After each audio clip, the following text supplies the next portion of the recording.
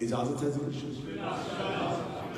جو احباب کل کی مجلس میں شریک تھے اور وہ موضوع سے مسلسل ہو جائیں گے، اور جو احباب کل نہیں تھے ان کے لیے موضوع کا تھوڑی سی تمہید 2 سطروں میں بتاؤں کہ ہم گفتگو کر رہے ہیں کربلا کے پس منظر پہ، کربلا کے ماضی پہ، کربلا کے حال پہ اور کربلا کے مستقبل پہ۔ واقعہ کربلا کے محرکات کیا تھے، کن وجوہات کی بنیاد پر یہ واقعہ رونما ہوا۔ کوشش کی کہ مختصر وقت میں جلدی جلدی ہم ان تمام گوشوں سے، ان تمام مراحل سے گزریں۔ آج کی گفتگو ہے نصرت امام پہ، ناصرین امام پہ، شہدائے کربلا پہ، امام حسین کے ان عوام انصار پہ جن پہ بات نہیں کی جاتی، جن پہ گفتگو نہیں کی۔ تو پہلی گزارش میں یہ کروں کہ امام کی مدد نہیں ہوتی، نصرت ہوتی ہے۔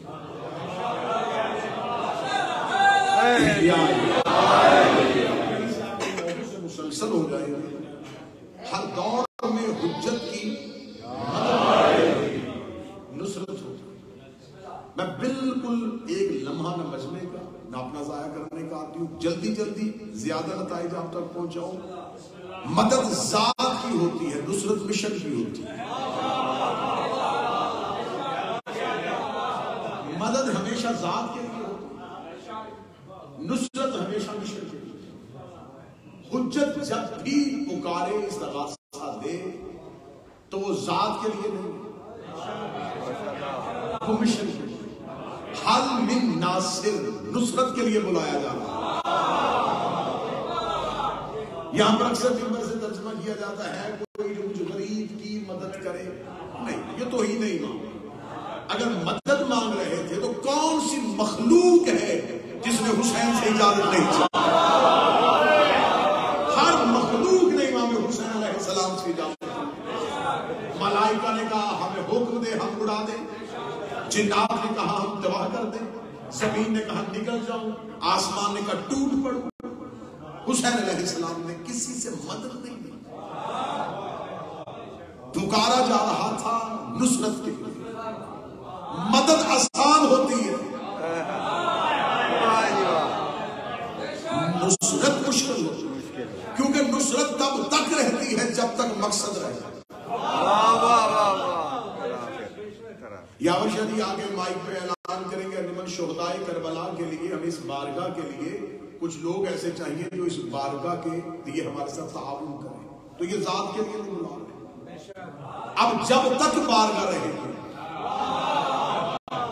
وہ جو نصرت کر رہا ہے اس کا بھی حصہ رہے گا، کیونکہ مقصد واضح کر دیا کہ مقصد بارگاہ کی خدمت۔ حسین علیہ السلام نے بلایا ہے نصرت کے لیے، نصرت ہے مشن۔ تو کل میں پڑھ چکا تھا کہ مقصد حسین کیا ہے۔ مقصد حسین یزید کو بے نقاب کرنا نہیں، یزیدیت کو بے نقاب کرنا۔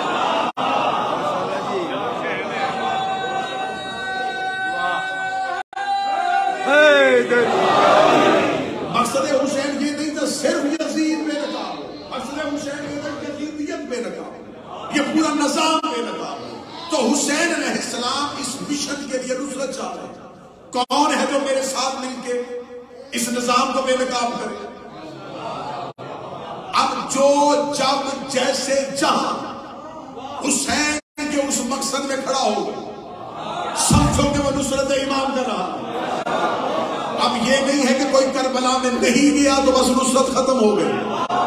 جب تک یزیدیت کھڑی رہے گی، جو حسینیت کے کیمپ میں آئے گا وہ یزیدیت کو بے نقاب کر رہا ہوگا۔ اب یہ قسمت کی بات ہے، کوئی ماتم سے کرے گا، کوئی تقریر سے کرے گا، کوئی عزاداری سے کرے گا۔ یہ نصرت امام ہے اس مشن کے لیے کہ ہم اس یزیدیت کو بے نقاب کریں، اس نظام کو بے نقاب کریں جس نظام کے خلاف حسین کھڑے ہوئے تھے۔ تو یہ کیسے ہو سکتا ہے کہ بندہ کھڑا ہو کہ میں نظام کو بے نقاب کر رہا ہوں اور کھڑا بھی نظام کی حمایت میں ہو؟ بات سمجھیے گا تو پھر بولیے۔ یہ نہیں ہو سکتا کہ کوئی بندہ کہے کہ میں نصرت امام بھی کروں گا، لیکن جس نظام کے خلاف امام کی جہاد تھا اس نظام میں بھی کھڑا ہوں۔ مخالفت کرنی ہے تو ایک شرابی کی نہیں کرنی،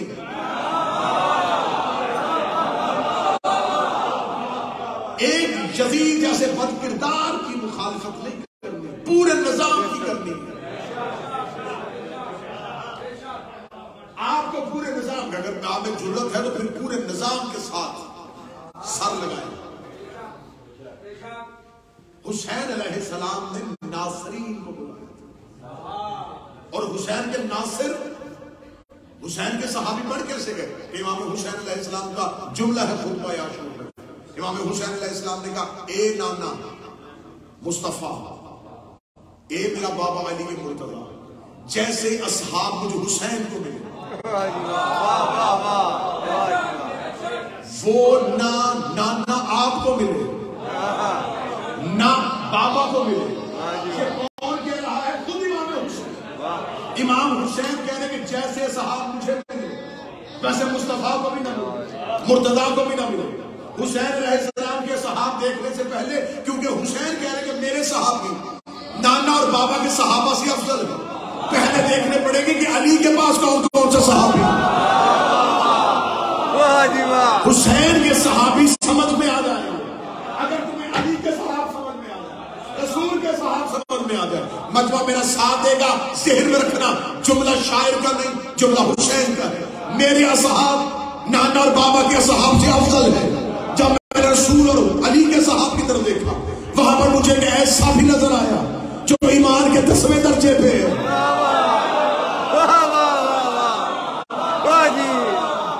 اب جا کے علماء سے پوچھو کہ ایمان کے درجے جو مخلوق کے لیے وہ ہیں ہی 10،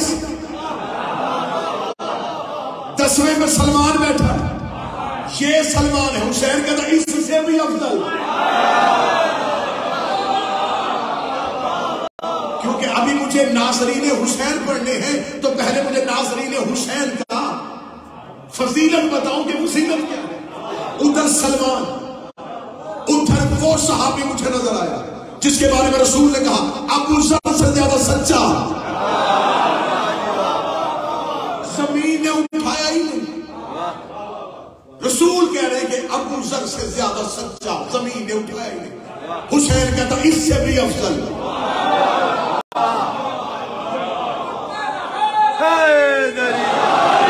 وہاں عمار، وہاں حذیفہ، وہاں کمبر۔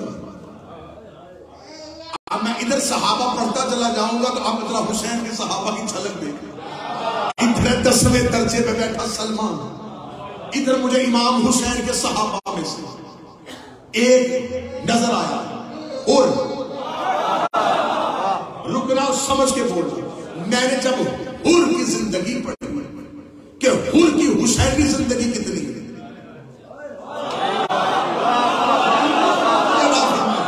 جس نے اس لفظ کو سمجھا صحیح ہے،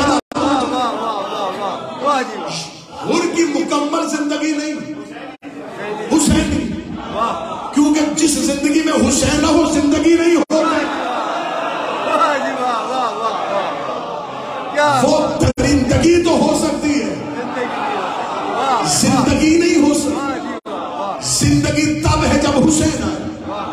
میں نے جب حر کی بائیوگرافی پڑھی کہ حر کی حسینی زندگی کتنی ہے تو مجھے واقعہ کربلا نے بتایا کہ شب عاشور کے آخری پہر میں حر علیہ السلام حسین کے پاس، اور پہلے حملے میں حر واپس چلا گیا، ادھر آیا اور گیا، آیا اور گیا، آیا اور گیا۔ اب مجمع اٹھ کے بھی تعدل صدر کی قیمت وزنی ہے۔ جب میں نے محمد اور علی کے صحابہ دیکھے تو وہاں سلمان نظر آیا۔ سلمان کی زندگی 650 سال، حر کی زندگی چند لمحے، اس کا مطلب ہے علی کے 650 سال کے صحابی سے حسین کا چند منٹ کا صحابی افضل ہو گیا۔ فرق دیکھنا کہ کتنا بڑا ہے۔ سلمان زہرا کی دہلیز میں داڑھی پھیری تھی، حر کے ماتھے پہ زہرا کا رومال۔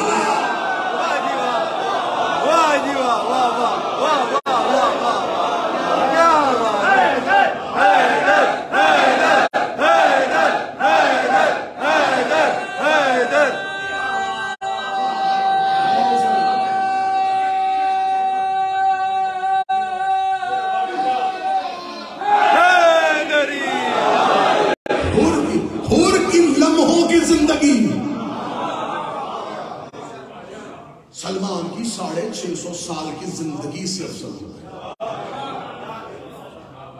70 کے ہم سلمان سال گزارتا رہا, یہ سانس لیتا رہا. سلمان محمدی کے سالوں سے ان کی سانس سے افضل ہو گئے.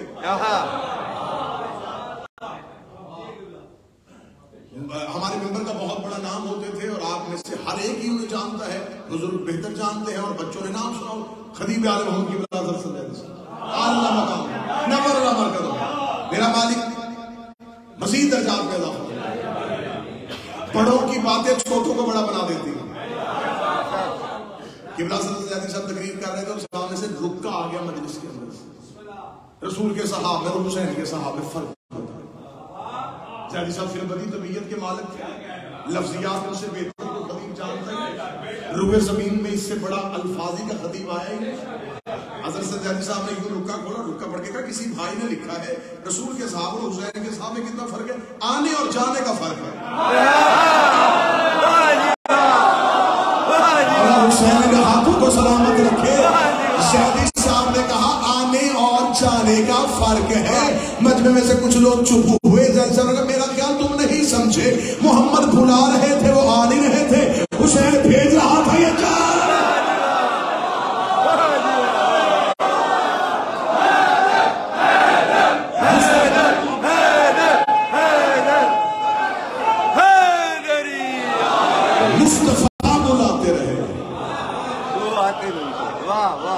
اور آپ بولیے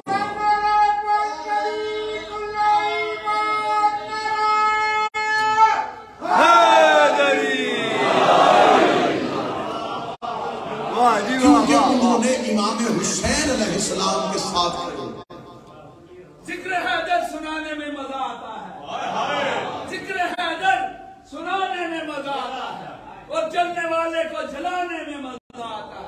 یوں تو صحابہ پیغمبر سے ہمیں کوئی بغض نہیں, کون بھاگا تھا بتانے میں مزہ آتا ہے. کربلا کی جنگ میں باقی جو رسول کے ساتھ میدان جنگ میں جانے والے غنیمت کا لالچ, قرب کا لالچ, حسین علیہ السلام کے صحابہ سے وہاں ہر کوئی چاہتا تھا کہ زندہ آؤں.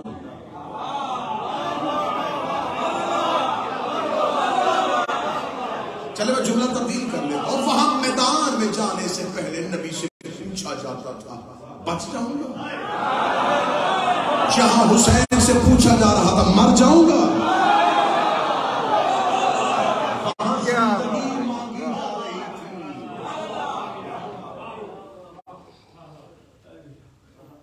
حسین علیہ السلام کا آپ نے کربلا سنا ہے کہ حسین علیہ السلام پر فرات کا پانی بند کیا گیا تھا. حسین معصوم تھے, خاندان اہل بیت کا فرد معصوم تھا. مجھے پوری مکتب میں نہیں ملا کہ حسین کے اصحاب میں سے کسی نے امام حسین سے کہا ہو کہ ہمیں پیاس ہے. فرات نہروں کا شور کر کر کے حسین کے نوکروں کو متوجہ کرتی رہی. حسین کے اصحاب نے پانی کو دیکھا. چلے اگر کوئی ایک بندہ اردو ادب کے جملے کے قدر کر دے تو جملہ دے دیتا ہوں. فرات حسین کے نوکروں کے سامنے شرم سے پانی پانی.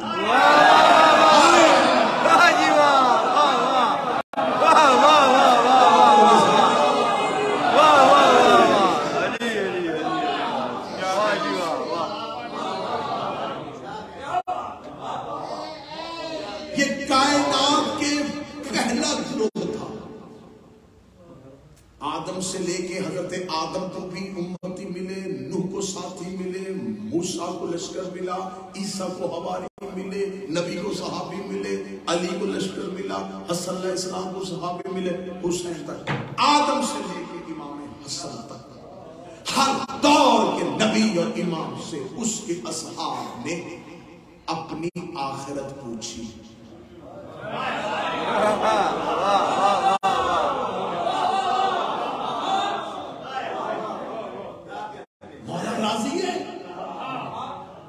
اب بخشش ہوگی، نجات مل جائے گی، آخرت سنور جائے گی، جنت میں مقام بہتر ہو جائے گا، جنت میں آپ کا قرب مل جائے گا، آپ وہاں وارث ہو جائیں گے. سطر کی قیمت دینا. حسین کے اصحاب واحد صحابہ ہیں جو جنت سے بھی خریدے نہیں گئے.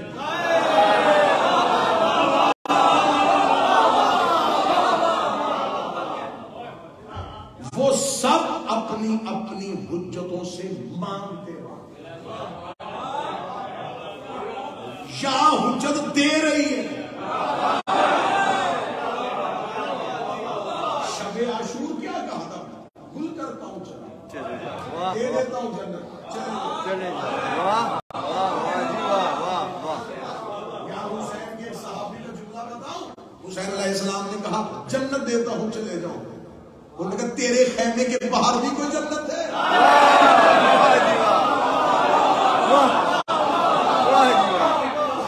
تیرا خیمہ جنت ہے.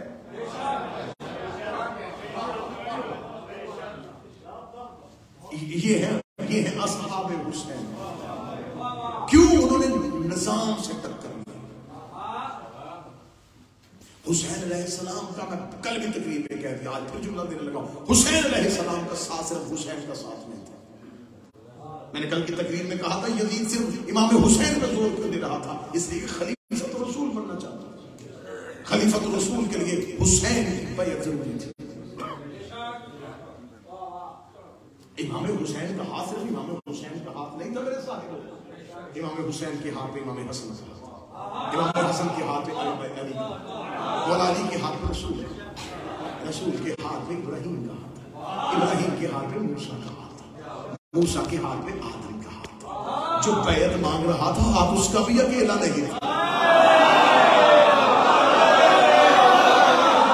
اس کے ہاتھ پہ اس کے باپ معاویہ کا ہاتھ ہے، اس کے ہاتھ پہ ابو سفیان کا ہاتھ ہے، اس کے ہاتھ پہ ابو جہل کا ہاتھ ہے، اس کے ہاتھ پہ نمرود کا ہاتھ ہے، اس کے ہاتھ پہ فرعون کا ہاتھ ہے، اس کے ہاتھ پہ ابلیس کا ہاتھ ہے. اگر حسین بیعت کر لیتے تو کیا مورخ یہ لکھتا حسین نے یزید کی بیعت کر دی؟ مورخ فوراً لکھ دیتا حسن نے معاویہ کی بیعت کر لی تھی، علی نے ابو سفیان کی بیعت کر لی تھی، مصطفیٰ نے ابو جہل کی بیعت کر لی تھی، ابراہیم نے نمرود کی کر لی تھی، موسیٰ نے فرعون کی کر لی تھی، آدم نے ابلیس کی کر لی تھی. حسین نے ہاتھ پیچھے کر کے بتایا میرا ہاتھ نہیں، نبیوں کے وارث کا ہاتھ ہے.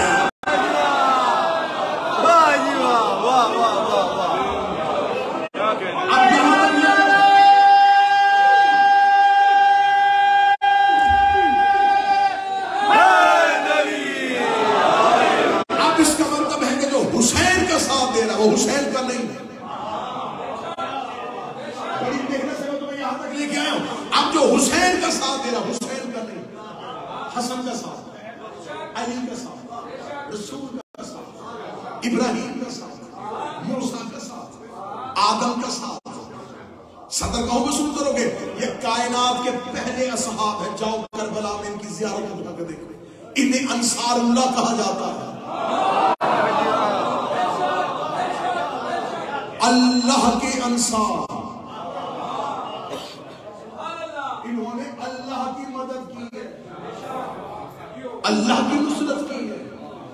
یہ انصار اللہ بنے. کیوں؟ حسین کا ساتھ اصل میں اللہ کا ساتھ.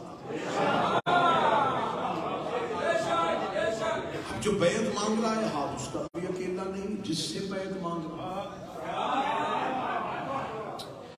ہاتھ اس کا بھی اکیلا. اب یہاں پر ایک سطر اس معیار پہ آپ کا حق بنتا ہے کہ جتنے معیار پہ آپ نے جملہ سنا ہے اس معیار پہ آپ کو سطر کو دی جائے. یزید نے امام حسین سے بیعت مانگی تھی. قتل حسین ہوا انکار بیعت. نہ صدر ضائع نہیں کروں گا، صدر یہاں مجھے مسئول کیجئے، صدر ضائع نہیں کروں گا. پورا مجمع متوجہ ہو، اس میں پوری تقریر کرنا چاہوں. یزید نے بیعت کا مطالبہ امام حسین سے، صرف حسین. امام حسین نے انکار کیا. قتل حسین انکار بیعت. 72 سے بیعت مانگی نہیں.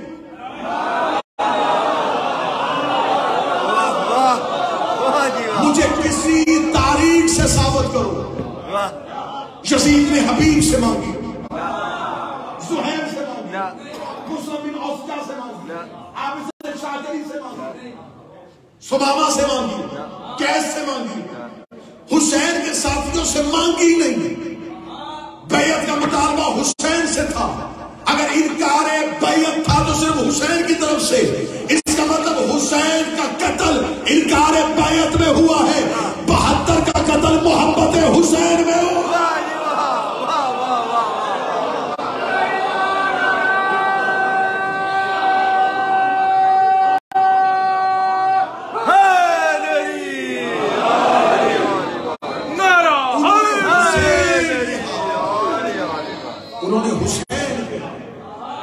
انہوں نے حسین کے ہاتھ پہ اپنا ہاتھ دے دیا. انہوں نے حسین کا ساتھ دیا، ان کا ہاتھ ان کا رہا ہی نہیں.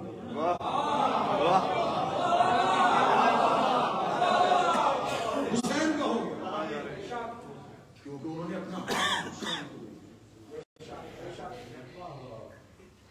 رسول نے بیعت کروائی تھی اپنی، تو اللہ نے آیت بھیج دی تھی کہ یہ بیعت تیرے ہاتھ پہ نہیں ہو رہی،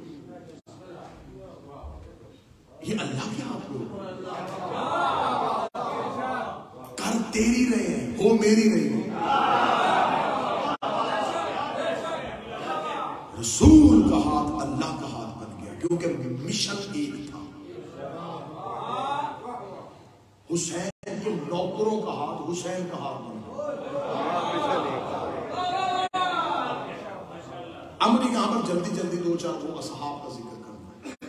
ایک یہاں پر بہت زیادہ مشہور جو بات پائی جاتی ہے، مجھے اس کی تردید کرنی ہے دلائل اور برہان کے ساتھ، کہ امام حسین علیہ السلام کو شیعوں نے بلایا تھا، شیعوں نے قتل کر دیا.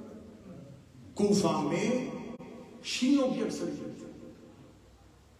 تو میں تو اس کا ہمیشہ یہ جواب دیا کرتا ہوں کہ اگر کوفہ میں شیعہ تھے اور قاتلان امام حسین میں شیعہ ہی تھے تو پھر آؤ مل کے قاتلوں پہ لعنت کرتے.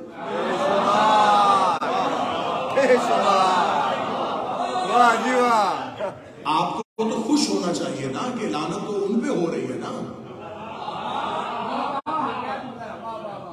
اب یہ جو کوفہ والی جو بات پھیلائی جا رہی ہے کہ کوفہ میں ماننے والوں کی اکثریت تھی، یقین کیجئے گا کہ آپ کربلا میں امام حسین کے اصحاب کی بایوگرافی اٹھا کے دیکھیں تو امام حسین کی نصرت کرنے والوں میں سے کثیر تعداد کی فوائد. کوفہ کے بہت سے ایسے لوگ، بہت سے کیا کثرت کے ساتھ انگلیوں پہ آپ کو ملیں گے، مدینے کے لوگ، مکہ سے لوگ. ایک بہت زیادہ تعداد میرے پاس اب بھی پوری مکمل لسٹ میرے فون کی ڈیجیٹل لائبریری میں موجود ہے، 62 انسان کوفے سے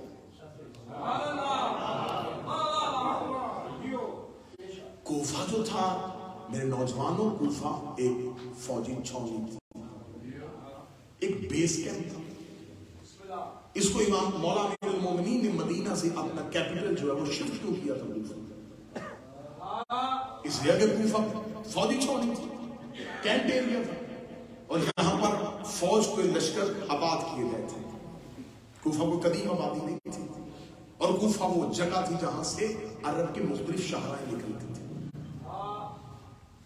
شام والے نے، کیونکہ شام سے مدینہ دور تھا، بنو امیہ اپنا مرکز، اپنا کیپٹل شام بنا چکے تھے، اور اہل بیت کا مرکز مدینہ. وہ یہ چاہتا تھا کہ میں مدینہ کے قریب ہونے کے لیے کوفہ تک پہنچوں. کوفہ میرے قبضے میں آ گیا تو اس کا مطلب ہے کہ آدھا عرب میرے قبضے میں آ گیا. تیسری خلافت کے دور میں کوفے کو آباد کیا. جب مولا امیر المومنین کی خلافت آئی ہے تو مولا امیر المومنین کی خلافت کے دور میں جو جنگیں ہوئی ہیں، ان جنگوں میں جنگ جمل ہو، جنگ صفین ہو، جنگ نہروان ہو، ان میں مولا امیر المومنین کے لشکر میں کثیر تعداد ان لوگوں کی تھی جنہوں نے پہلی 3 خلافتوں کو مانا تھا. وہ عاشق علی نہیں تھے، لڑنا ان کی جاب تھی، وہ پیشے کے اعتبار سے فوجی تھے.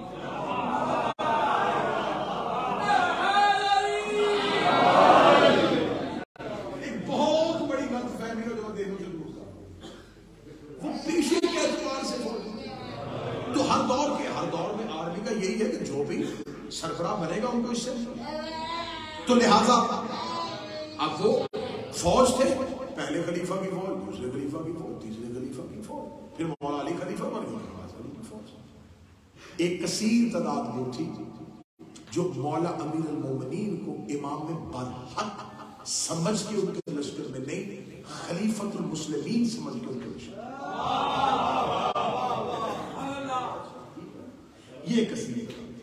پھر اس کے بعد ایک چھوٹی تعداد ان لوگوں کی تھی جو اندر سے دوسرے علی رکھتے تھے، اب مجبوراً مولا امیر المومنین کے لشکر میں آ گئے کیونکہ اقتدار علی کے پاس تھا۔ یہ وہی لوگ تھے جنہوں نے جنگ کے دوران علی کا لشکر چھوڑ کے 10 لاکھ درہم میں معاویہ کے ساتھ سودا کر کے علی کا لشکر چھوڑ کے حاکم شام کو جن کی سربراہی کر رہا تھا اشعث بن اب یہ تاریخوں سے پوچھ لینا کہ کس کا بھانجا تھا۔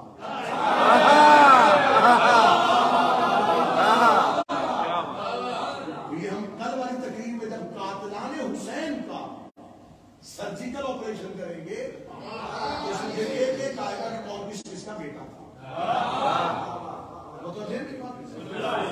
لہذا اب یہ موضوع پسند ہے۔ اب یہ کوفہ میں ایک مخصوص تعداد تھی جو مولا علی کے خاص شیعہ تھے، وہ محبت علی میں ساتھ تھے۔ مولا امیر المومنین نے جن کوفے والوں کی بے وفائی کے خطبے دیے ہیں وہ اپنے شیعوں کے لیے نہیں تھے، وہ ان افراد کے لیے تھے جو امیر المومنین کو کہتے تھے کہ آپ لکھ لیں جنگ کے لیے، ہم سب چل جائیں، اور پھر وہ غداری بھی کرتے تھے۔ امیر المومنین کے دور کے بعد امام حسن علیہ السلام نے کوفہ پہ بھروسہ نہیں کیا، اس لیے کہ علی کے ماننے والے شیعہ یا جمل میں مارے جا چکے تھے یا صفین میں مارے جا چکے تھے، جو پیچھے رہ گئے تھے باقی وہ حاکم شام کے ظلم سے گھبرا کے کوفہ چھوڑ چکے تھے۔ جو کوفہ میں نہیں جانا چاہتے تھے وہ کوفہ میں گھروں میں نہیں تھے، کوفہ میں وہی شیعہ رہ گئے تھے جو قبیلے کے اعتبار سے مضبوط تھے، جیسے حضرت علی بن جیسے سلیمان بن سلیمان، یہ وہ لوگ تھے ان کو قید کرنا ممکن نہیں تھا، ان کے ساتھ 2,000 لوگ چلتے تھے، اب ان کو قید کرنا بھی مشکل نہیں تھا، کوفے سے نکالنا بھی مشکل نہیں تھا، لیکن یہ خاموش ہوئے، انہوں نے امیر المومنین کی شہادت کے بعد اپنے دروازے بند کر دیے۔ کوفہ سے جو خطوط آئے ہیں، جو پہلا خط امام حسین کو مکہ میں ملا وہ سلیمان بن سرد خزائی کے گھر میں اکٹھے ہوئے علی کے ماننے والے شیعہ سرداروں کی نمائندگی میں لکھا گیا۔ وہ خط آج بھی کتابوں میں، اس خط کا عنوان تھا، اس خط کا ٹائٹل تھا کہ یہ خط سلیمان کی طرف سے حسین بن علی کے نام کہ مولا ہمیں خبر ہوئی ہے کہ آپ مدینہ سے مکہ کے عام وزیر ہیں، آپ کوفہ آئیں، ہم حاکم شام سے برات کا اعلان کر چکے ہیں، لیکن کیونکہ ہمارا کوئی ظاہری رہنما نہیں ہے تو ہم قیام نہیں کر سکتے، اور قیام امام وقت کے بغیر ممکن نہیں۔ امام اجازت نہ دے جہاد میں، امام کے بغیر جنگ ہوتی ہے،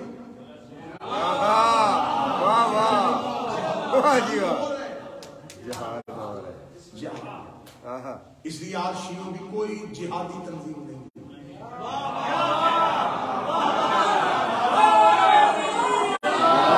ہمارا کوئی عسکری ونگ نہیں، کیونکہ جہاد امام کے ظہور تک جہاد ساکت ہے، حکم امام نہیں ہے، حکم امام کے بغیر یہ عبادت ہو نہیں ہے۔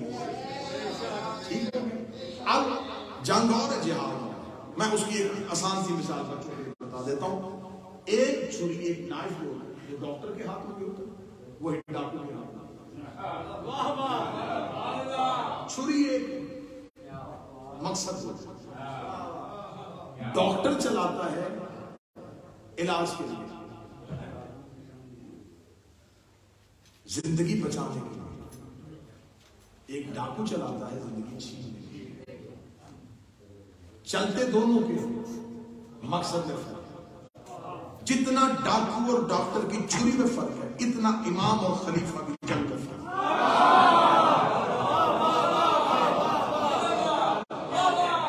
وہاں جو فتوحات ہوئی تھی نا، جو آج تک ہم مسلمانوں کے گلے کا پھندا بنی ہوئی، وہ فتوحات اسلام کے لیے نہیں تھی، وہ اقتدار کے لیے تھی، وہ ذلے سبحانی بننے کے لیے، وہ شہنشاہ بننے کے لیے. آج تک وہ جنگیں ہمارے گلے میں مسلمانوں کے پڑی ہوئی ہیں کہ تم مسلمانوں نے ایران میں یہ کیا تھا، تم نے یمن میں یہ کیا تھا، تم نے یہ کیا تھا. وہ جنگیں تھی جہاد. جب ایمان لڑ رہا ہو تو پھر تو دشمن کے سینے سے بھی اٹھنا پڑتا ہے. وہ ایمان لڑ رہا جی فلاں جی وہ محمود غزنوی جی وہاں سے گیا، اس نے جا کے سومناتھ کا بت توڑ دیا. آج تک بچے اس کو سلام کرے، اس لیے بت توڑا تھا، اس کے اندر سونا تھا.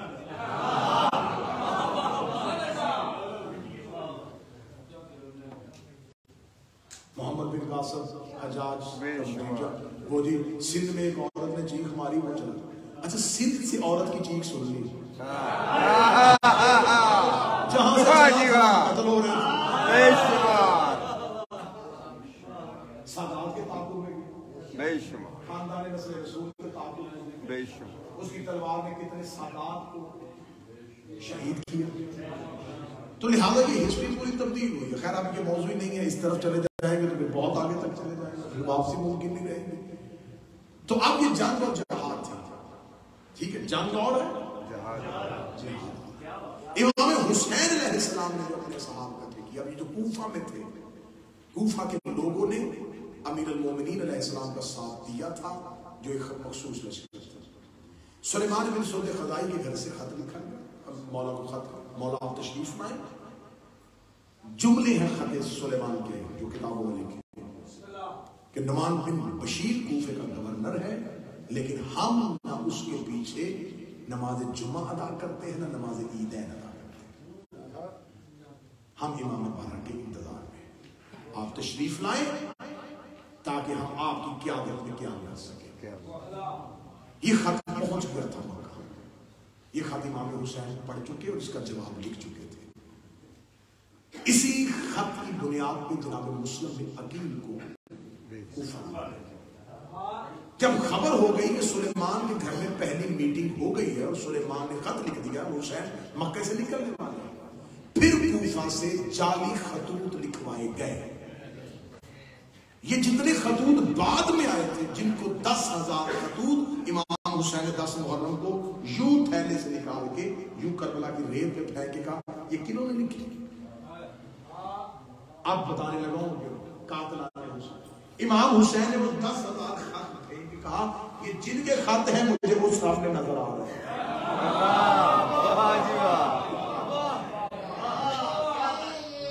یہاں سے مورخ نے کہا دیکھو جی لکھے تھے نا شیعوں نے. ایک خط جو ہے علی کے ماننے والوں کی نمائندگی میں لکھا گیا، وہ سلیمان بن سعود خزائی کا خط. دونوں خط پڑھے ہوئے، آپ اگلا خط پڑھ کے دیکھ لیں، آپ کو خط کا متن بتا دے گا کہ یہ خط کیا ہے. اگلا خط کا متن کیا تھا؟ آئیں کوفہ آپ کے انتظار میں ہے، تالاب کا پانی لہروں کی صورت میں ترنم لا رہا ہے، کھجوروں پہ میوے لگ چکے ہیں، سبزہ لہلہا رہا ہے. یہ خط کا متن ہے. یہ خط کا متن بتا رہا ہے کہ یہ امام وقت کو نہیں لکھا جاتا. امام کو سبزیوں کے لہلہانے سے، کھجوروں کے دنیاوی چیزوں سے کیا غرض ہوتا ہے؟ دونوں خط پڑھے. اب مولا امام حسین علیہ السلام کے لشکر میں کثیر تعداد کوفہ سے چلے. یہاں پر میں 2-3 مرکزی کرداروں کا تعارف ہلکا ہلکا کرواؤں گا، جلدی جلدی کروا دوں. جناب سمامہ اور جناب انس بن حارث. انس بن حارث یہ شہداء کربلا میں سے، ان کا تعلق کوفہ سے. یہ رسول کے صحابی رسول ہیں اور حسین علیہ السلام نے لشکر ہے. جناب انس بن حارث کی ایک خصوصیت یہ ہے کہ پوری احادیث کی کتابوں میں اس صحابی سے صرف ایک ہی روایت ہے، ایک روایت پوری، یعنی کہ زندگی رسول کے ساتھ گزری ہے، روایت ہے، اور روایت کتنی خوبصورت ہے اس رمیسی کے حصے میں آئی ہے۔ ابن حجر اسقلانی جو ہے سنت مورخ جو ہے اس نے بھی انس سے روایت لی، جو سب سے زیادہ اہل سنت کی کتاب ہے اصحابہ، جس میں تمام صحابہ کی زندگی لکھی ہے، اس میں انس کے ساتھ ایک روایت لی گئی۔ وہ روایت کیا ہے؟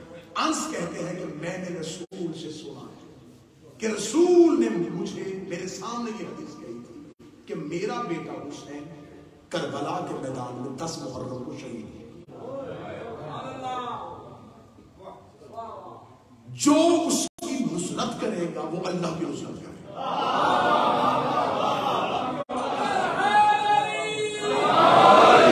اس صحابی نے بس وہ حدیث سنی اور اسی حدیث کو اپنی زندگی کا مرکز بنا، پھر ہر نماز شب میں سجدے میں سر رکھ کے کہتے تھے دنیا نہ دے زندگی اتنی بڑھا دے کہ میں حسین کی نصرت کر سکوں۔ اس کی پوری زندگی صرف تیاری نصرت حسین میں گزری۔ جب پتہ چل گیا، کیونکہ اس نے وہ رسول کی حدیث سنی تھی، جب پتہ چل گیا میرے ساتھ کہ امام حسین جو ہے وہ نکل آئے ہیں مکہ سے اور بڑھ رہے ہیں کوفہ کی جانب، تو یہ کوفہ میں انتظار کرتا، لیکن جب پتہ چلا کہ امام حسین علیہ السلام کو رستے میں روک لیا گیا ہے تو اب کوفہ کے دروازے بند ہو چکے تھے، کوفہ سیل کر دیا گیا تھا، یہاں سے کوئی بھی امام حسین کی نصرت کے لیے نہ جائے، جتنے بھی قریبی شہر تھے وہ سب سیل ہو چکے تھے، بصرہ سیل، کوفہ سیل، تمام شہروں کو بند کر دیا گیا تھا کہ یہاں سے کوئی بھی امام حسین کی نصرت کے لیے نہ نکلے، اور امام حسین کو روک لیا گیا۔ اس کی محبت ایک لشکر، ایک دستہ ابن زیاد نے کوفہ سے بھیجا قتل حسین کے لیے، یہ اس لشکر میں گیا،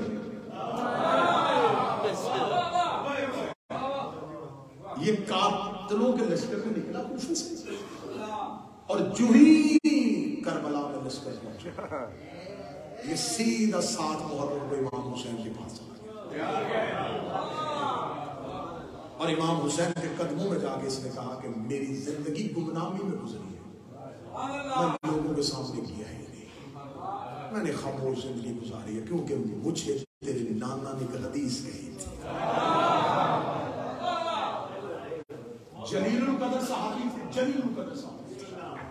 امام حسین نے کہا جائیے انس جا کے دشمنوں کو بتائیے کہ میں محمد کا صحابی ہوں۔ امام حسین علیہ السلام نے اسے داعی بنا کے عمر بن سعد کے لشکر کی طرف بھیجا، اور انس نے جا کے عمر بن سعد سے کہا خبردار مجھے پہچانو، میں صحابی رسول ہوں، میں نے رسول سے حدیث سنی، میں نے کانوں سے رسول سے حدیث سنی ہے کہ رسول نے کہا تھا کہ میرا بیٹا نواسہ 10 محرم کو کربلا کی ریت میں مارا جائے گا، جو اس کی نصرت کرے گا وہ اللہ کی نصرت۔ آخر 10 محرم کو پہلے حلقوں کی جنگ میں اس کی شان، جناب سلامہ ایک صحابی ہے، بنی اسد کی ایک شاخ تھی، کیونکہ بنی اسد ایک قبیلہ تھا اور اس کی جتنی بھی شاخیں تھیں ان میں سے اکثریت محبت حسین کرنے والے لوگ، ان کی ایک شاخ تھی کاہل، یہ اس شاخ کے ساتھ اس کا تعلق، یہ بھی صحابی ہے، یہ بھی کوفہ سے امام حسین علیہ السلام کی نصرت کے لیے پہنچا تھا، لیکن جب امام حسین مکہ میں تھے، یہ مکہ میں پہنچ گیا تھا، جب یہ مکہ میں پہنچا تو میں ان کے واقعات اس لیے گزاروں جس میں سے کوئی نہ کوئی نتیجہ نکلتا ہے، میں ان صحابہ کی بات بتاؤں۔ یہ امام حسین کے ساتھ مکہ میں جب قیام تھا امام حسین کے ساتھ چلا گیا، اور کربلا میں جب مولا حسین ہوتے تو یہ ساتھ 10 محرم کو سامنے سے یزیدی لشکر سے ایک شخص آیا، یزید ابن معقل، تو یہ اس کے ساتھ لڑنے کے لیے گئے، یہ تلوار تیز کر رہا تھا، سامنے سے یزید ابن معقل آیا، اس نے امام حسین کو بلایا کہ آؤ میں جنگ کرنے کے لیے، تو یہ خود چل کے گیا، یہ جب چل کے گیا تو یزید بن معقل نے اسے پہچان کے کہا تو سلامہ؟ ہاں، کہ مجھے یاد آیا ہے کہ ایک دفعہ تو اور میں بازار سے گزر رہے تھے اور تو نے مجھے کہا تھا کہ معاویہ لوگوں کو گمراہ کر رہا ہے. تو مجھے کہتا تھا کہ تو دین عثمان پہ ہے. صدر سمامہ کی صحابہ یمین میں نہ ہو، میں گردن کٹوانے کے لیے تیار ہوں. آج بندے ہمیں کہتے ہیں نہیں جی نہیں، تھوڑا سنبھل کے بولا کریں. سمامہ نے کربلا کی ریت میں کھڑے ہو کے یزید ابن معاویہ کو کیا کہا تم نے؟ اس نے کہا میں نے سنا ہے دین عثمان پہ. اس نے کہا تجھے کس نے کہا ہے کہ دین شیطان پڑھو؟ یہ جملے ہیں امام حسین کے ساتھ.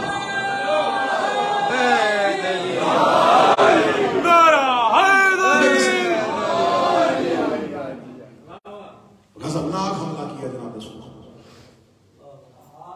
اور جناب سمامہ نے کئی سو واضح جہنم کیا اور پشت میں نیزہ لگا.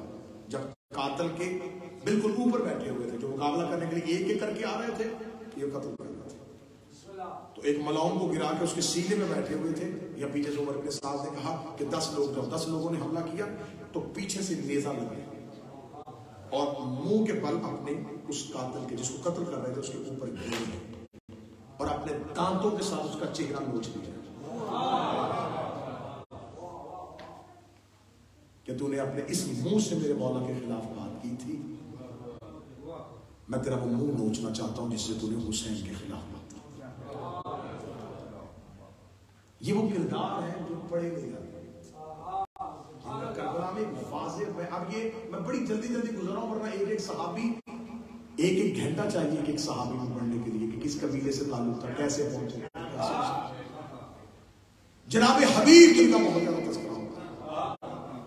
مظاہر کہہ دیا جاتا ہے مظاہر، یہ بالکل وہ وزن ہے جو مطہر کا ہے.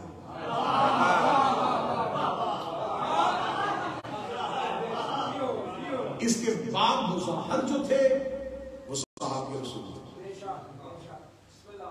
اور اس کے بارے میں اہل سنت کتابوں سے میں حوالہ نکالنے کے لیے تیار ہوں. رسول بازار سے گزرے تو حبیب بچپن میں بازار میں کھیل رہے تھے.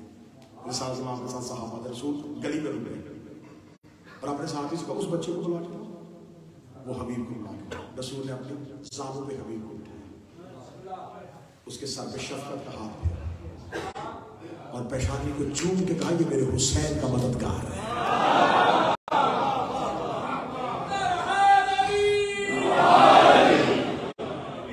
ایک دن حبیب کا باپ رسول کے پاس مسجد میں آیا. رسول مسجد میں بیٹھے تھے، وہ دروازے سے مظاہر رسول کے وہ قدموں میں گر گیا. اس نے یا رسول اللہ آپ کیوں کھڑے ہوئے؟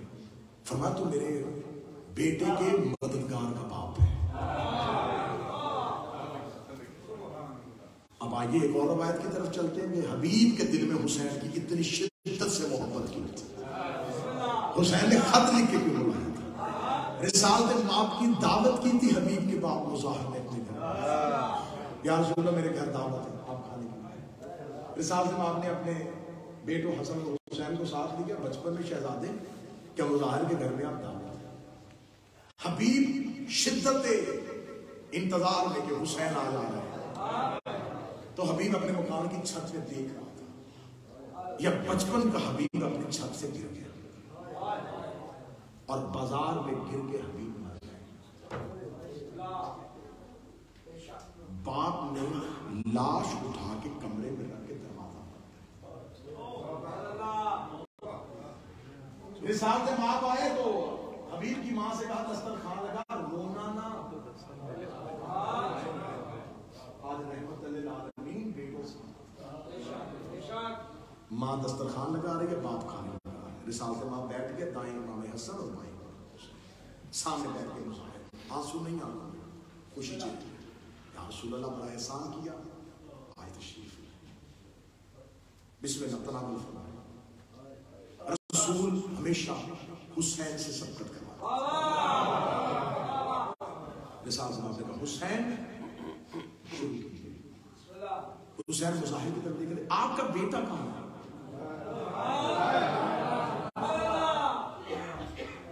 مظاہر کی آواز آئی بچہ ہے باہر کھیل رہا ہوگا، آپ شروع کریں. کتاب کا اگلا جملہ آپ کے عقیدے کو جوان کر دے گا. حسین علیہ السلام نے لقمہ وہیں پہ رکھے گا، جب تک آئے گا نہیں میں کھاؤں گا.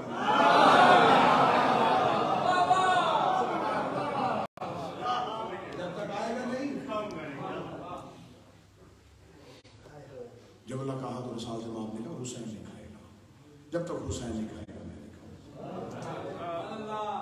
مظاہر نے ہاتھ جوڑ کے کہا یا واقف تو ہے میری زبان سے کہلوانا چاہتے ہیں تو پھر سن لیجیے. بیٹا ابھی ابھی چھت سے گر کے مر گیا ہے. لاش کمرے میں رکھی ہے، بتا اس لیے نہیں رہا تھا کہیں میرے گھر کا کھانا. رسالت امام نے حسین کا ہاتھ پکڑا. جس کمرے میں لاش تھی دروازہ کھول کے اکیلے حسین کو اندر بھیجا.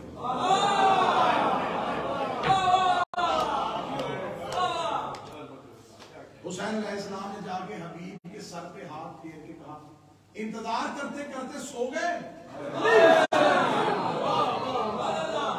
اٹھو میں حسین آ گیا.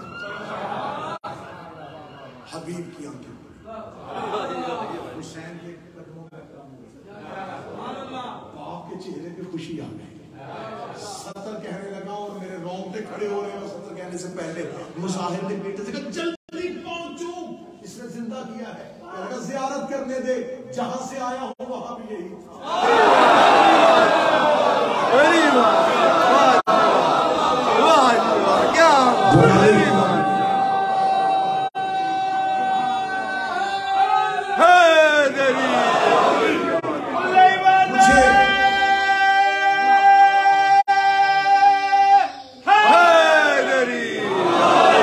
مجھے عالم ارواح میں حسین کی آواز آئی. عالم ارواح سے اللہ نے مجھے واپس بھیجا، جا تجھے حسین بلا رہا ہے.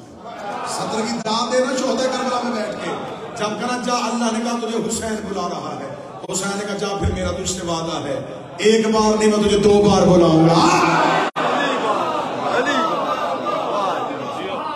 ایک بار عرش سے بلاؤں گا. حبیب کو خبر ہو گئی تھی کہ حسین مکہ ہے. حبیب گھر سے نکل ہی نہیں رہے تھے کہ نہیں. حسین نے کہا تھا بلاؤں گا. اطاعت امام کی منزل دیکھو کتنی بڑی ہے. بے چین گھر میں تڑپ رہا ہے، مدینہ سے نکل پڑے ہیں. روزانہ زوجہ کہتی تھی جاتا کیوں نہیں، کہتا کیسے جاؤں. حسین نے کہا تھا بلاؤں گا. بغیر حکم امام کے چلا گیا تو بغاوت ہو گئی.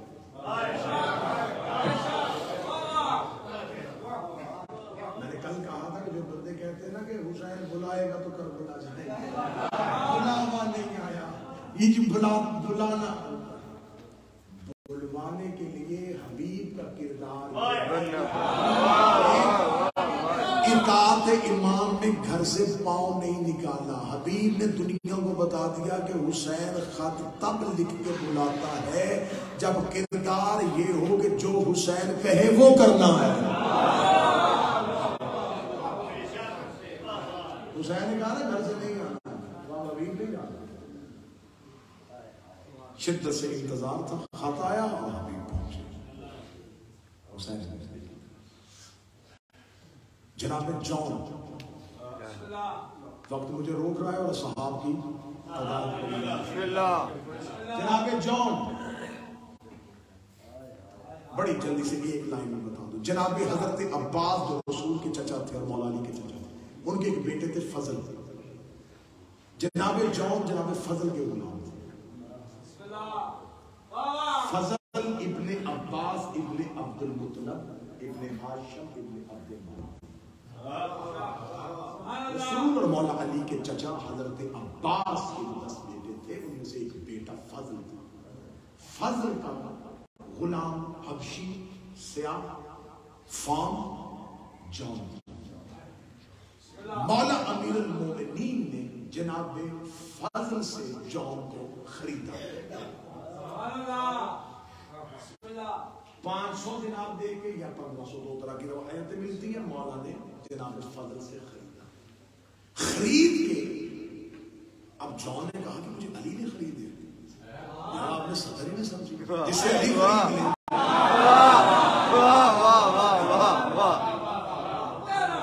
خرید لے. مومن کے اندر اتنے گم ہو چکے تھے کہ صدر نے پھر پلٹا کے دینا جسے علی پیسے دے کے خریدے.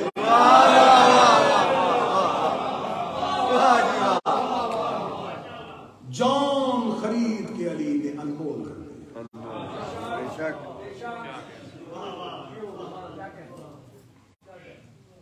اگلا جملہ کیا؟ بسم اللہ. میں نے کہا تھا حبشی تھا.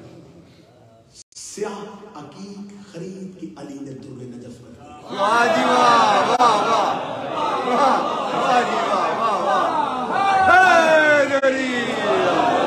عقیق اسود عقیق کی اسود خرید کی علی نے در نجف. امیر المومنین نے خریدا اور جون چاہتے تھے کہ علی نے خریدا ولی مجھ سے کیا کام لے گئے. روزانہ مولا سے پوچھتا یا علی آپ نے مجھے خریدا ہے؟ ہاں رکو. مولا امیر المومنین نے کہا ابو ذر کو بلاؤ. حضرت ابو ذر مولا علی کی بارگاہ میں. جی مولا. فرمایا ابو ذر تیرے لیے بھی تحفہ خریدا ہے. جناب فضل ابن عباس سے مولا علی نے خرید کے حضرت ابو ذر کو دے دی. حضرت ابو ذر مکتب امیر المومنین کا وہ فارغ التحصیل طالب علم تھا جو محبت علی میں اتنا سرشار تھا. آج بڑے میں یہ نہیں کہتا کہ بہت لوگ معاذ اللہ دشمنی میں کہتے ہیں دوستوں کی محبت ہوتی ہے, وہ محبت میں آگے کہتے ہیں اتنا کھل کے نہ پڑھا کرے, اتنا اوپن نہ پڑھا کرے, دیکھے تھی کچھ چیزوں کو مد نظر رکھا کرے, زندگی کا خیال کرے, بچوں کا خیال کرے, گھر کا خیال کرے. حضرت ابو ذر علی کا وہ صحابی تھا جو چوک میں سر عام علی کا دشمنوں پہ تباہ.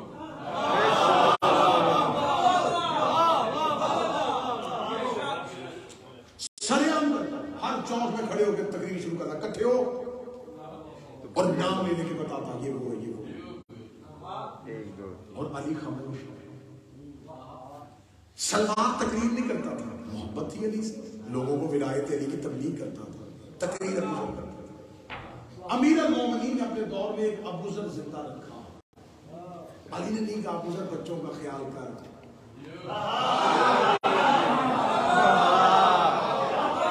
مولا امیر المومنین نے کہا ابو ذر مدینے کے حالات خراب نہ کر, کہ مینوٹی اچھے حالات میں رہ رہی ہے, جب میں چپ ہوں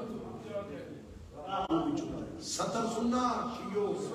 علی نے ابو ذر کو نار روک کے دنیا کو بتا دیا اگر علی ابو ذر کو روک دیتے تو قیامت تک کے لیے کوئی بھی حق علی پہ آواز نہ اٹھاتا, کیونکہ علی روک دیتے.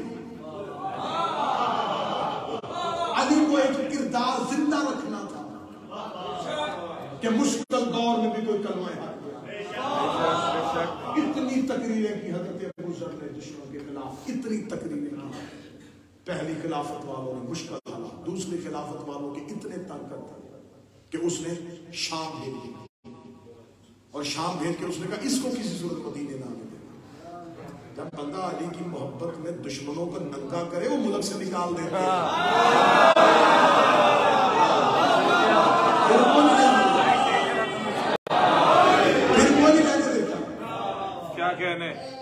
مولا سرکاری حضرت ابو ذر میں ممبر پہ ہوں, باوضو ہوں. ابو ذر میری یونیورسٹی کا نام ہے, میرے مکتب کا نام ابو ذر.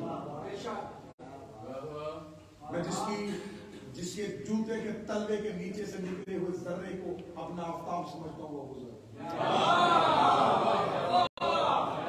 میں جتنی خیرات لیتا ہوں ممبر پہ بولنے کے لیے وہ ابو ذر سے مانگتا ہوں.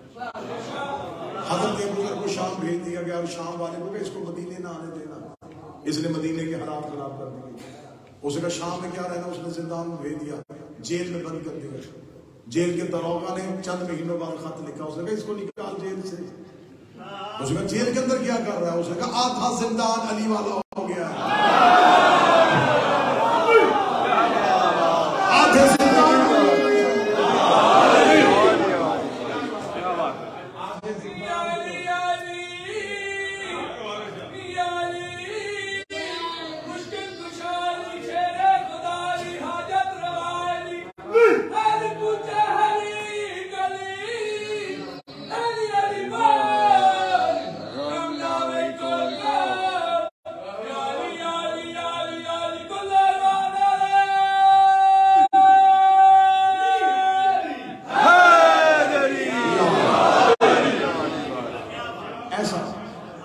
میرے ساتھ آدھا زندان علی والا شام سے پھر دوبارہ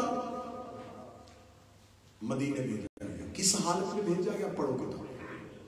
حضرت ابو ذر کو ایک ناکا کے ساتھ ایک زخمی اونٹنی کے بغیر کسی پالان کے بغیر کسی چادر کے ابو ذر کو بٹھا کے اور ابو ذر کے پاؤں اونٹنی کے پیٹ سے باندھے گئے اور اونٹنی کو ہانک دیا گیا مدینے کی جانب. حضرت ابو ذر مدینے پہنچے تو ابو ذر کی ٹانگوں کا گوشت گر چکا تھا. حضرت ابو ذر مدینے پہنچے تو لوگوں کی چیخیں نکل گئی, محمد کا صحابی, رسول کا وفادار صحابی, اور جس کے بارے میں رسول کہتے تھے اس سے زیادہ سچا کوئی نہیں. اور کیا کر دیا شام والوں نے, بدن پہ گوشت نہیں ہے, لاغر ہے. گرتا ہوا ابو ذر مدینے کے چوک میں جب آیا, لوگوں کی چیخیں نکلی. لوگوں نے کہا نہیں, اپنے شام والوں نے جتنا اس کو سخت حالات سے گزارا ہے, ہم یہ کیسے بات کرے گا. زندگی قربان کرو سرکار نے ابو ذر پہ. ابو ذر گھر نہیں گیا, زخمی حالت میں مدینے کے چوک میں کھڑے ہو کے پہلی تقریر علی کے حق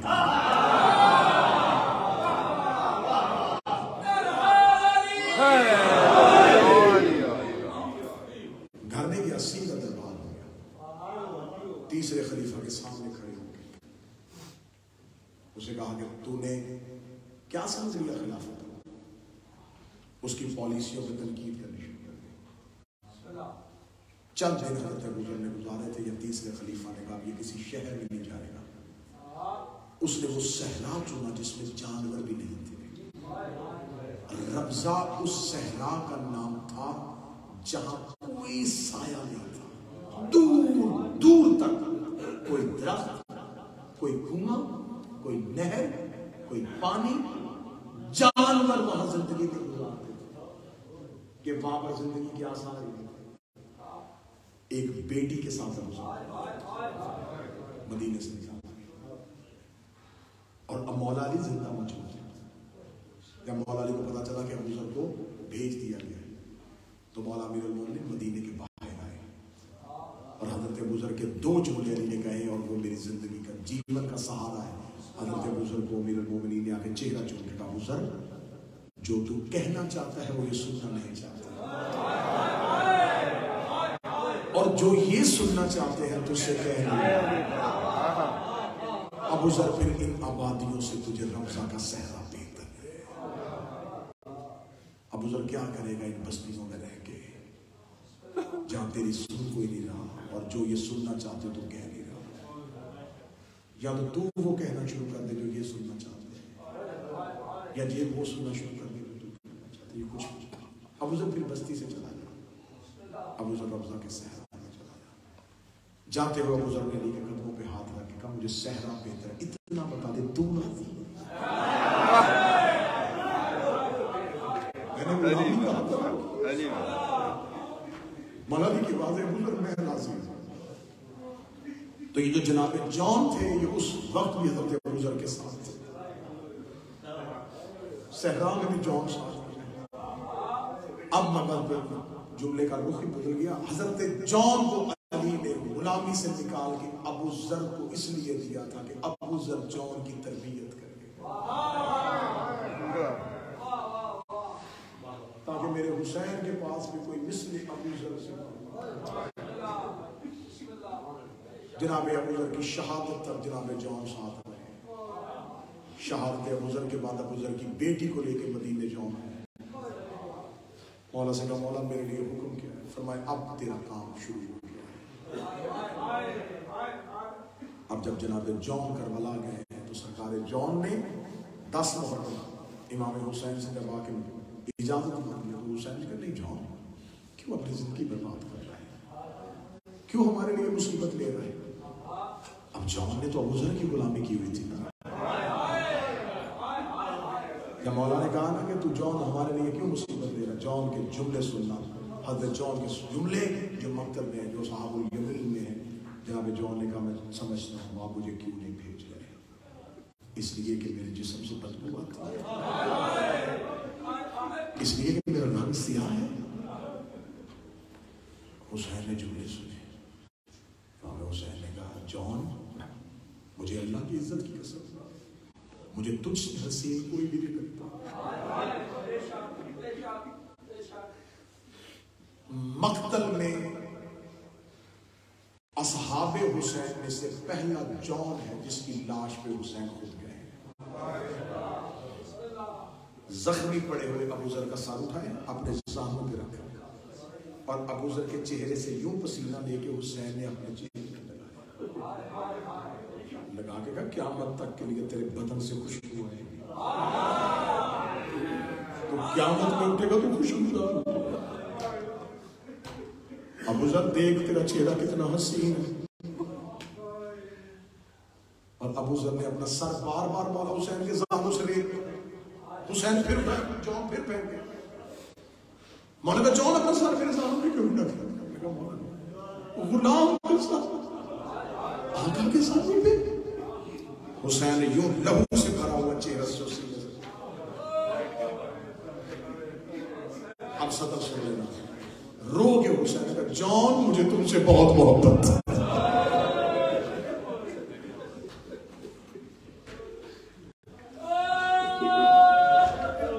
جان مجھے تم سے بڑا پیار ہے. کہاں سے لائے گی دنیا صحابہ حسین کی مثال؟ میں 2-3 صحابہ کا تذکرہ کر سکتا ہوں. کوشش یہ تھی 8 یا 10 صحابہ کی بات کروں, خر کی بات کروں, زہیر کی بات کروں, مسلم عوض کی بات کروں. بس میں جلدی کیونکہ میری مائیں بہنیں بیٹیاں مجلس میں شریک ہیں ان کے لیے ایک کردار پڑھ دیتا ہوں. کربلا میں ایک صحابی کی ماں شہید ہے. وہ وہاب قلبی کی ماں ہے. وہاب قلبی بڑا خوبصورت جوان تھا. اس کی ماں نے بھیجا تھا لشکر حسین میں. ماں ساتھ آئی تھی. جب ماں آئی تھی نا تو مولا کے پاس آ کے اس نے اجازت چاہی کیا کہ مولا میں سے چھوڑ دوں. مولا فرمایا بیٹا چھوڑ تو جا. دیکھے کہتے نہیں آخری سانس تک ساتھ رہنا چاہتی ہوں, بے وفائی نہ کر جا. موت دے کے مولا آپ کو چھوڑ نہ دے. جوان تھا. یہ کربلا کے حسین کے ساتھیوں میں سے واحد شہید ہے جس کی ماں بیٹے کے ساتھ لڑنے کے لیے مقتل کر گئی.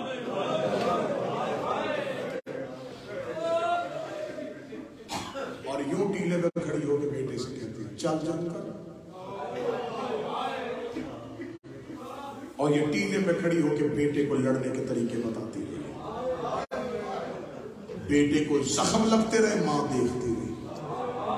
آخر قاتل نے وہاب کا سر جب تن سے جدا کیا, اس نے یوں تلوار یا نیزے کی انی پہ وہاب کا سر رکھ کے جہاں ماں کھڑی تو اسے پتا تھا کہ وہاب کی ماں کھڑی. اس نے گھوڑا دوڑاتے قریب آ کے یوں سر پھینکا. دیکھ میں نے تیرا جوان مار دیا. جو ہی سر پھینکا یوں اپنے بیٹے کا سر پکڑا, واپس مقتل میں پھینکے کہتی جو ہم حسین کو دے دے واپس نہیں دیتے. اٹھا سر, یہ میں نے حسین کو دے دیا.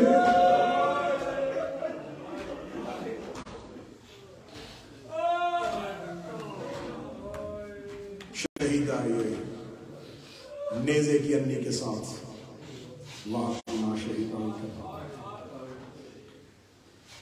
بڑے کردار ہیں. امام حسن کا ایک بیٹا جس کی شہادت نہیں پڑی جاتی, یہ بالکل بچپن میں تھا. صرف شہزادہ قاسم پڑھا جاتا ہے, یہ بالکل چھوٹا. اس کی شہادت کب ہوئی ہے جب امام حسین علیہ السلام کے سینے پہ شمر سوار تھا.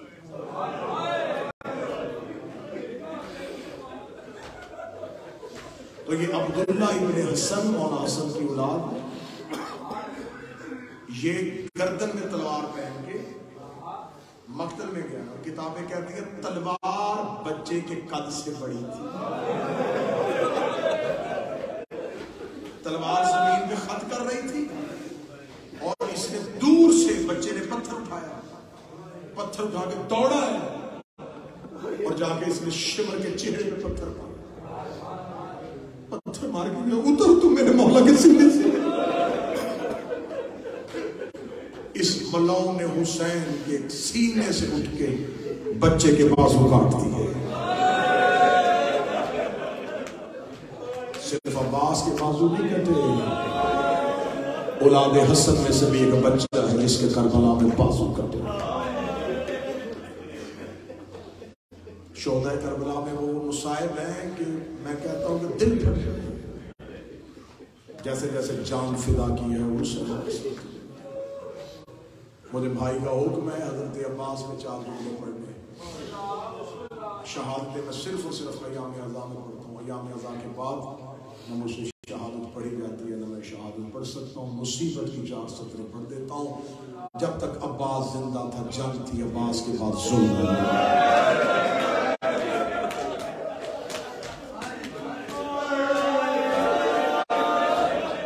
عباس کے بعد یزید کی فوج کا ڈر ختم ہو گیا تھا، عباس کے بعد بھی ظلم۔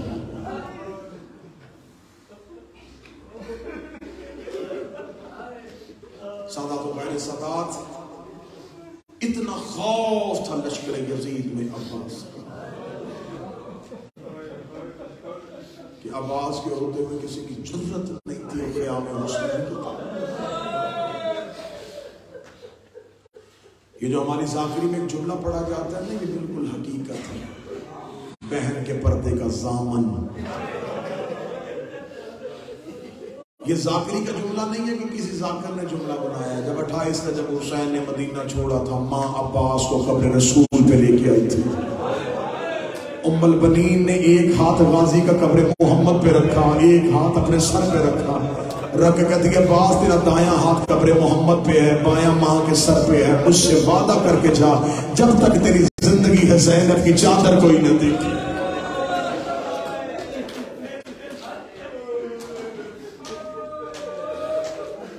چیخے مار کے عباس روئے، رو کے کہتا اماں یہ جملہ کیوں کہا کہ زینب کی چادر کوئی نہ دیکھے؟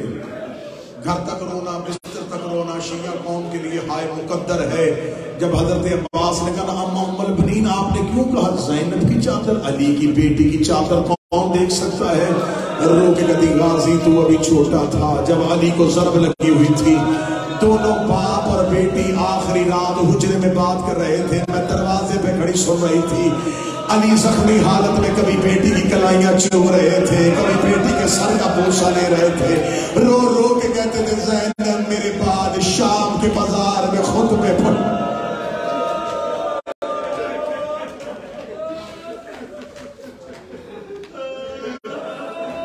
عباس جب علی کی جملہ کہہ رہے تھے میں دروازے پہ رو رہی تھی۔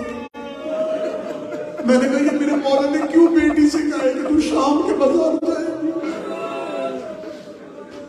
عباس مجھے تیرے بازو میں بڑا مان ہے، عباس زینب کی چادر تیری ضمانت ہے۔ سادات و غیر سادات، بس کتابیں کہتی ہیں کہ جب بشیر ابن جزلم نے مدینے کے مرکزی چوک میں آ کے اعلان کیا تھا یا اہل المدینہ قد قتل الحسین بالارض کربلا، اے مدینہ والو مدینہ رہنے کے قابل نہیں رہا، مدینے والو حسین مارا گیا۔ بشیر اعلان کرتا جا رہا تھا، روتا جا رہا تھا کہ دروازے کے سامنے سے بشیر گزرا، دروازے کا پردہ اٹھا، ایک مستور سر سے لے کے پاؤں تک چادر میں لپٹی ہوئی، دروازے پہ آ کے کہتی بشیر کون مارا گیا؟ کہتا بی بی حسین مارا گیا۔ رو کے کہتی مدینے میں کئی مردوں کا نام حسین ہے، کس کی بات کر رہا ہے؟ کہتا مولی کا بیٹا، بطول کا بیٹا، مصطفیٰ کا بیٹا حسین مارا گیا۔ بی بی رو کے کہتی میرے دروازے کے آگے نہ کہہ کہ میرا حسین مارا گیا۔ بشیر دیکھتا بی بی من انت تو ہے کون؟ رو کے کہتی پردہ کر میں عباس کی ماں ہوں۔ جب کہنا پردہ کر میں عباس کی ماں ہوں، عباس کی ماں کا نام آنا تھا، بشیر نے گھوڑے کی سینگ چھوڑی، 4 قدم پیچھے ہٹ کے کہتا بی بی اپنے عباس کا پرسہ لے، بی بی تجھے تیرے عباس کی تعزیت ہو۔ رو کے کہتی میرا عباس مارا گیا؟ ہاں بی بی تیرا عباس مارا گیا۔ رو کے کہتی مجھے بتا میرا عباس مارنے والی فوج کتنی تھی؟ بشیر کہتا بی بی 9 لاکھ تیرا غازی گھوڑے سے گرایا۔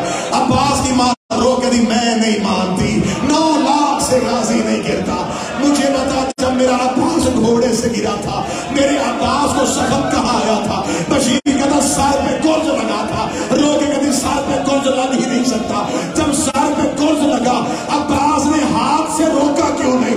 بشیر رو کے کہتا ہاتھ ہوتے تو روکتا، تیرے تو غازی کے بازو کٹ گئے تھے۔ رو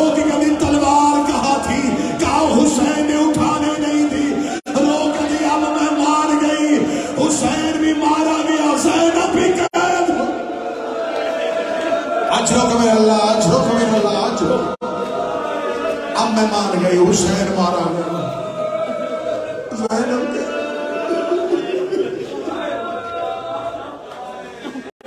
جاؤ جا کے علماء کے سروں پہ قرآن لکھو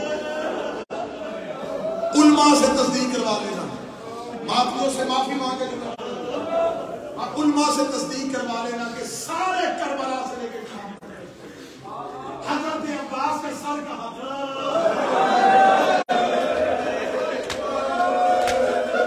کسی مقتل نے نہیں لکھا کہ عباس کا سر نیزے پہ تھا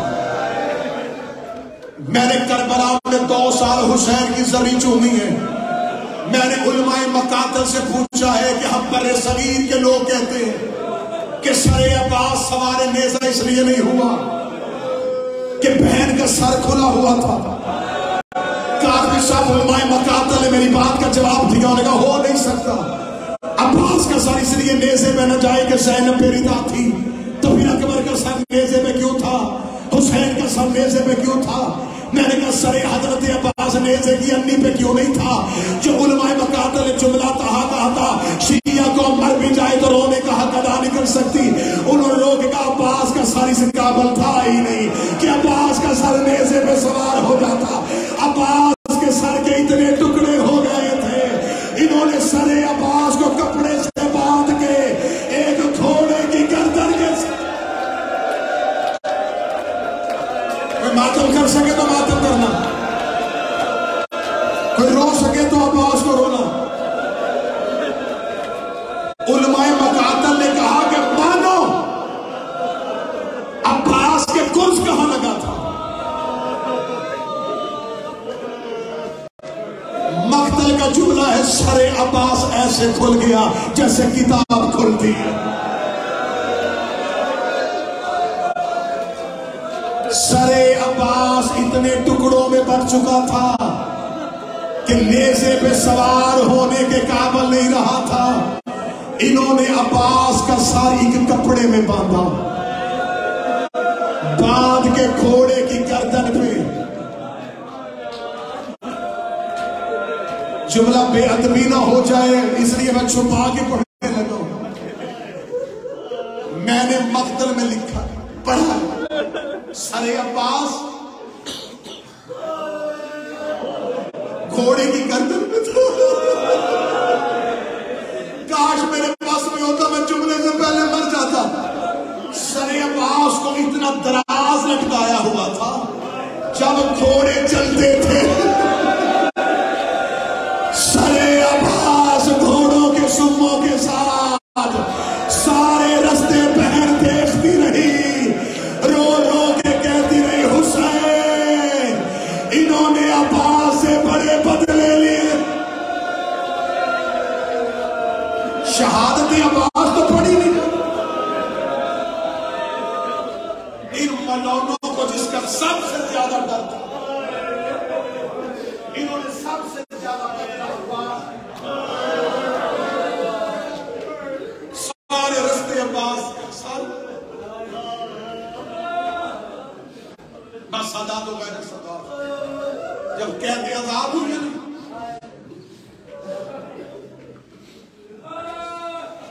شہداء کے سر ملے کس نے مانگے تھے مولا سجاد مولا نے کہا تھا شہداء کے سر واپس میں ستر میں نے اپنی آنکھوں میں پڑھی ملاؤں دے کے کہتا پہچان کے اٹھا لے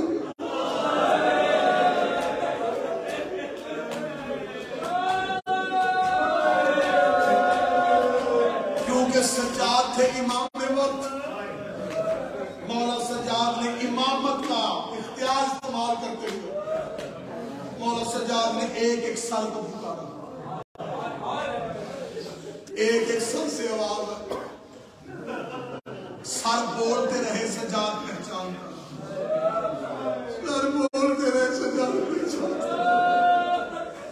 آخر میں سجاد کی آواز آئی اے نائنا یا ام العباس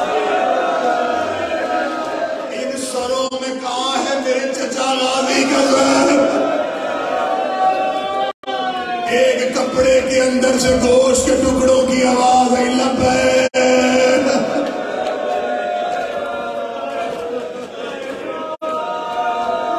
تیرا چچا آواز کیا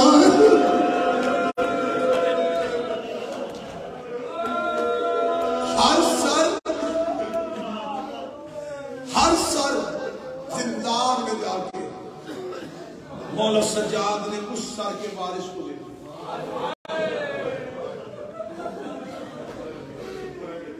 پڑھو چھوٹا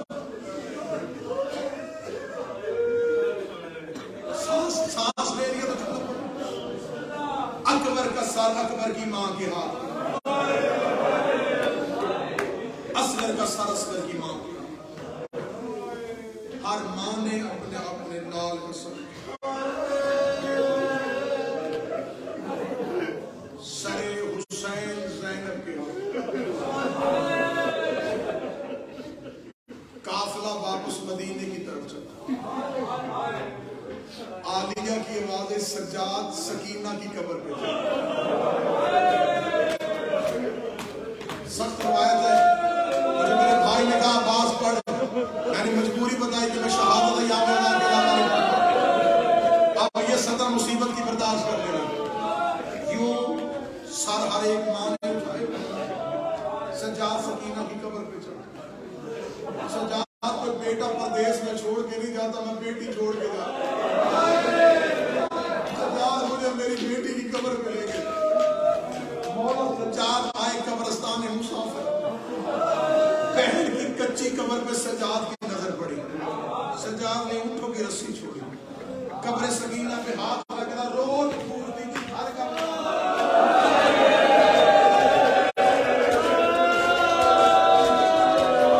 روز پوچھا کرتی تھی پرندے اپنے گھروں کو جاتے ہیں اے بھیا سجاد کبھی ہم بھی مدینے جائیں